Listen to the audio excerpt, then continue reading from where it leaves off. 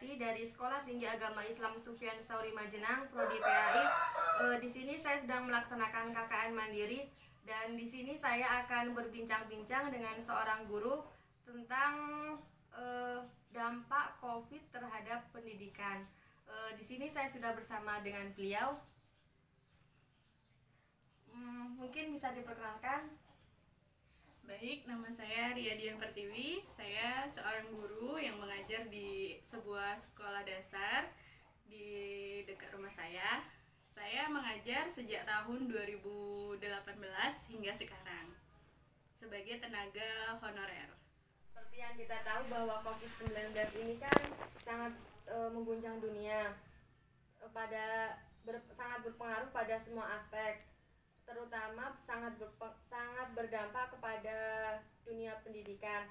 Nah, terus bagaimana pembelajaran yang berlangsung di sekolah Ibu di saat masa pandemi ini? Nah, jadi pembelajaran yang kami lakukan ketika masa pandemi ini sangat berbeda dengan ketika sebelum pandemi tentunya.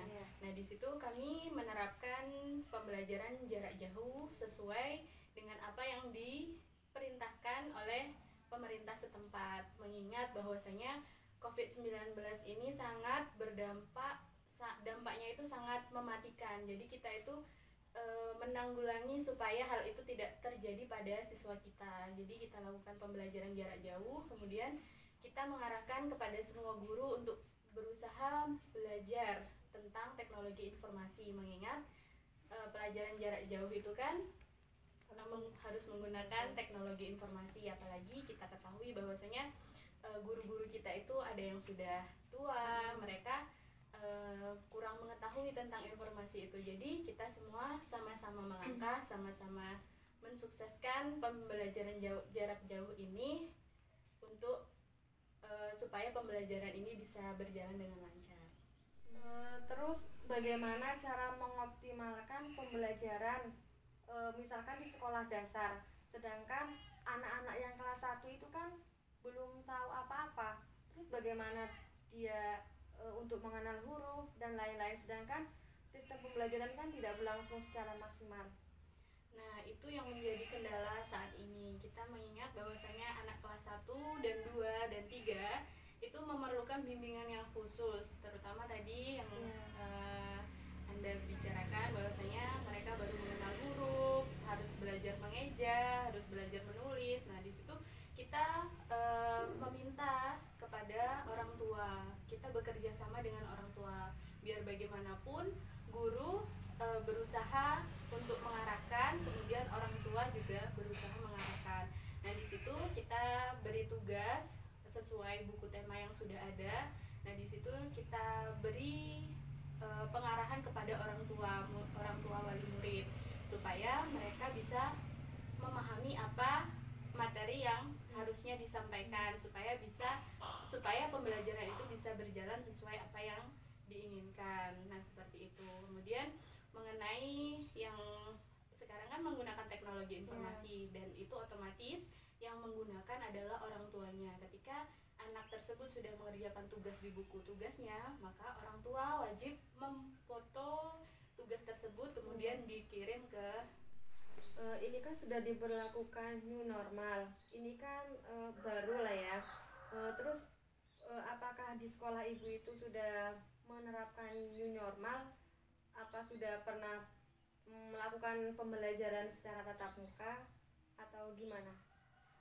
Kalau selama new normal ini, pembelajaran tatap muka di sekolah kami sudah pernah kami laksanakan, tentunya mengikuti protokol kesehatan. Yang pertama ya memakai masker, kemudian menyediakan di sekolah kami itu setiap depan ruang kelas itu sudah disediakan tempat cuci tangan beserta sabunnya. Kemudian tempat duduk dari masing-masing siswa ini sudah kami atur jaraknya. Kemudian setelah itu mengurangi kapasitas dari jumlah siswa yang hadir, yaitu dibagi menjadi 2 shift, 50% di pagi hari dan 50% di sore hari. Nah, hal itu memang sudah kami laksanakan, akan tetapi mengingat dan menimbang dari beberapa aspek, beberapa dampak bahwasanya COVID-19 ini sudah merebak ke ke seluruh pelosok negeri di Indonesia ini, dan semakin banyak zona merah yang ada, maka kami sebagai guru mengambil kebijakan